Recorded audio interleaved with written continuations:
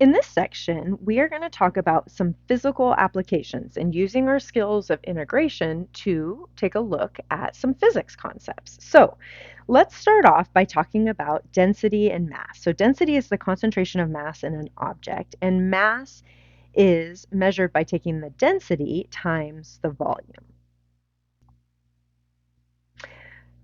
Or we could also solve for density and say that density is the mass divided by the volume. Now, these are easy calculations if we just keep these quantities constant. But what if the density varies throughout the object? Then what we're going to need is a little bit of calculus, because anytime we have something that's variable, as we've seen throughout our applications of the integration, when we have something that varies, we can split it up into infinitely small little sections. Think about areas and volumes. We can split it up into infinite little pieces, add up all the pieces, and take the limit as the number of pieces goes to infinity and get an integral. So I do want to mention here this last little statement here. In Calculus 2, we do need to simplify our calculations to a one-dimensional situation. We will do the multi-dimensional calculus in Calc 3. So let's just suppose that we're looking at a wire or a very thin bar, meaning it has no thickness. We're going to stay in 2 dimensions rather than bumping into 3 dimensions. And let's suppose it has a density that varies throughout an interval. So we're looking at a very thin bar, looks something like this, but I've given it obviously some thickness for visuals here, but we're looking at a thin bar and it lives between A and B, and let's suppose that its density varies. So the shading would imply that its density, maybe it's more dense as it gets closer to X equals B and less dense over here. So the density of this bar is changing. How do we find the mass? So how do we do that? Well, just like we have done lots of other applications. What we're going to do is we're just going to divide up the bar into a bunch of little sections. Each little section will have a width of delta x. So each section has a width of delta x, and then within each of those little pieces on the bar, within each little section of the bar, we're going to think of the density at a tag. We could call it x sub k star, x sub I star, or in this case on the image I used here, it was x sub k bar. And so what we do is we just add up all of the masses of each of those little sections, and each of those little sections is simply going to be the density times delta x, and then we take the limit as n goes to infinity. And we find that the mass, so let's go ahead and just project this up here on the board. The mass of a one-dimensional object with varying density, let's see if I can get it, there we go, with varying density. So again, just quick note on that piece there, we are saying it has no thickness. Right, we're talking about just an infinitely thin bar. If it has density that varies throughout an interval according to the density function. Oh, and this function right here, this is what we call rho. This is the Greek letter rho, and so for density we do use that letter, rho of x. Then the mass can be calculated simply by taking the integral from a to b of that varying density function, rho of x dx. So let's look at an example. So if we wanted to find the mass of and again, I quoted and I'll highlight it here, of a thin rod. So, right, we're thinking of a very thin rod, something like this, if it lies from here to here, but it has varying density, right? And so that's why, on that image, I kind of showed varying density shading, right? Like maybe it has more density over here or in the middle, right? The density of this rod is changing from x equals a to x equals b according to this function. Rho of x is 1 plus sine of x kilograms per meter. And then what would be the mass? Well, the mass is going to be simply equal to the integral from 0 to pi of that density function dx.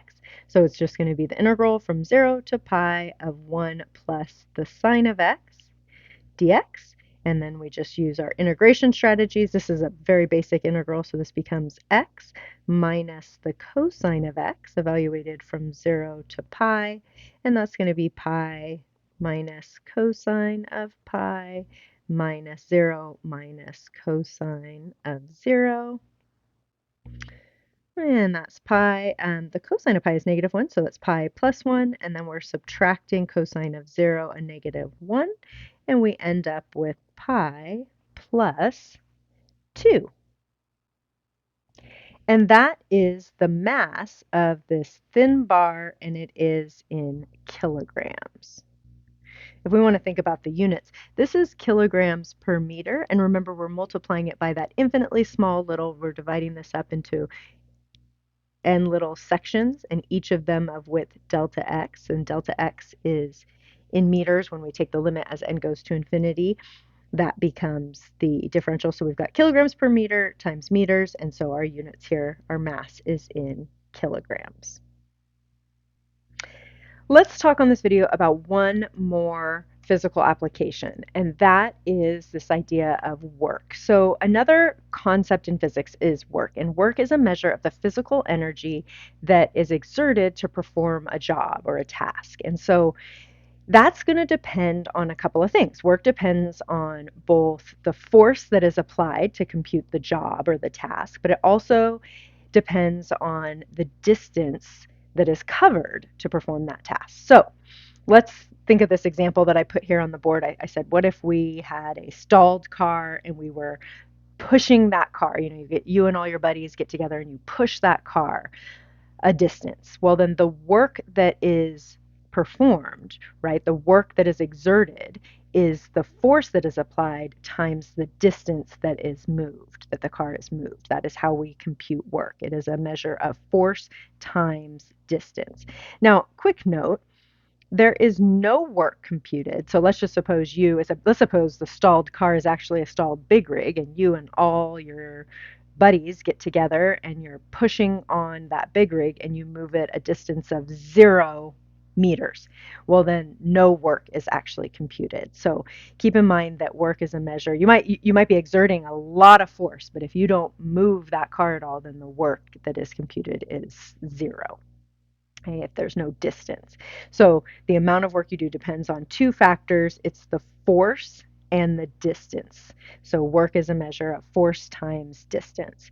Now, Newton's second law of motion, I added this in here too. Another physics concept has to be applied here. So Newton's second law of motion says that if an object moves in a straight line with a position function s of t, then the force on the object applied in the same direction is the product of the mass times the acceleration. So we will also be utilizing that when we start getting into some variable forces. So force is equal to mass times acceleration. Actually, we'll use that when we're working with constant forces. So let's look at a couple of examples. Actually, one thing before we look at a couple examples, because we live in the United States, let's try to get this. I'm going to try to get that up on the board. Well, I don't know if it's going to. I'm going to write it right here. Work is equal to force times distance. So we'll keep that in our minds as we go. And force equals mass times acceleration. One thing that gets a little bit tricky, because we live in the United States, we do have to move interchangeably between 2 different systems of measurement. And so the international system of measurement is the metric system. And in the metric system, force is measured in newtons, and newtons are kilograms times times meters over seconds squared. It's kind of a funky unit of measurement. And I paused for a second because the mass, your mass is in kilograms, and then your meters per second squared is in your acceleration. That's where those units are coming from. So force is measured in newtons when you're in the international system. Distance is measured in meters, and a joule is a measurement of a Newton meter. And we call that a joule in the international system. So work is measured in joules. So that is the system that we work in primarily. I put a couple other systems here as well. The centimeter, gram, second, that is used periodically. We probably won't use that here. But the other one that is used in the United States is the U.S. customary system. And because we live in the United States, where we still do measurements outside of the metric system, we do need to be familiar with this one as well. And in the U.S. customary system, force is measured in pounds and distance is measured in feet, and we get a unit of measurement for work called a foot-pound. Sometimes we can also see this measured in pounds per square inch as well, so sometimes you can see that measurement. psi. Okay, so some conversion factors if you ever need to convert between the two. I gave you some conversion factors down there at the bottom, and I will provide this little box with all of these units and conversion factors for you on any quizzes, exams, or the midterm. So just wanted to mention that these are our units, but I don't require that you memorize these conversion factors or anything like that. Just these are the units that we're going to work in. Okay, so let's take a look at two simple little work questions. And I included that little box I mentioned with the units and the conversion factor. So let's find the work that is done to lift the following object. So let's suppose we had a 3 kilogram backpack. It's on the ground. We want to lift it up to a counter of 1.5 meters high. And our second scenario, let's use the US customary system where we have a 5 pound weight and we're lifting it up to 6 feet high. Well, let's just remember that work is the product of force times distance. So that's what we're working with here. Work is a measure of force times distance. So in the first scenario, we are working in, again, here we've got 3 kilogram backpack and we're lifting it a distance of 1.5 meters. So work is force times distance, but in the metric system, force is going to be measured as mass times acceleration, and then distance, of course, is the distance that we have to lift this object. So we do have to think about the mass. The mass of the object is, it's a backpack that weighs 3 kilograms. So we know the mass. We also know the distance. The distance is 1.5 meters. So we'll plug those in. What is the acceleration? Well, if we're lifting this backpack from the ground to the counter, we have to counteract the force of gravity. So our acceleration in this case is going to be equal to 9.8 meters per second squared. We're counteracting the force of gravity. We have to counteract the force of gravity that would be pulling that backpack back down to the ground. So we're counteracting that as we're lifting that 3 kilogram backpack. So this ends up being our mass, which is 3 kilograms. We're multiplying that by 9.8 meters per second squared, and we're lifting it a distance of 1.5 meters. Now, this unit of measurement right here, this is the force, and the force is going to be measured in newtons. It's a kilogram meter per second squared.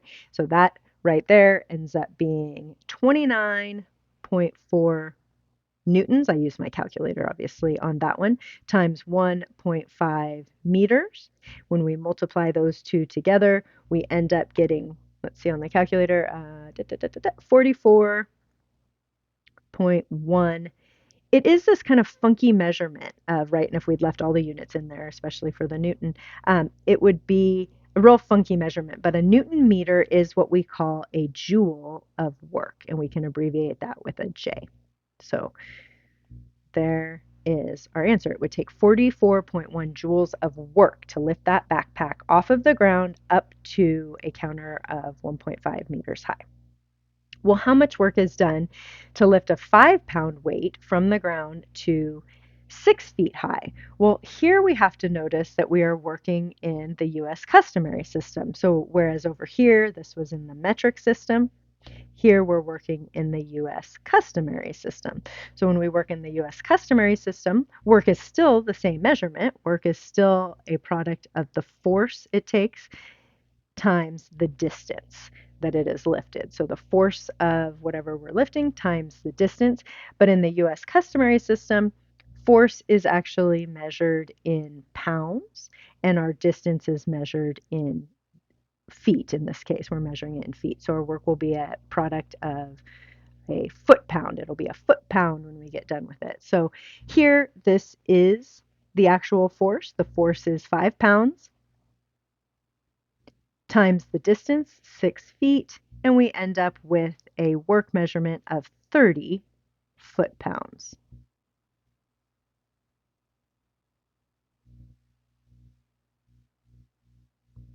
And that's just kind of just some examples of some forces that are constant, right? That backpack wasn't changing and that weight that was being lifted wasn't changing. These are constant forces and distances that we're lifting them.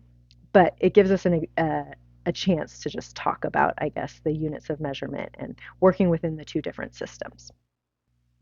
But we didn't need to use any calculus to do those last two work problems. On those last two work problems, we just had that constant force. But what if the force is actually changing? So what do we do when the force is variable?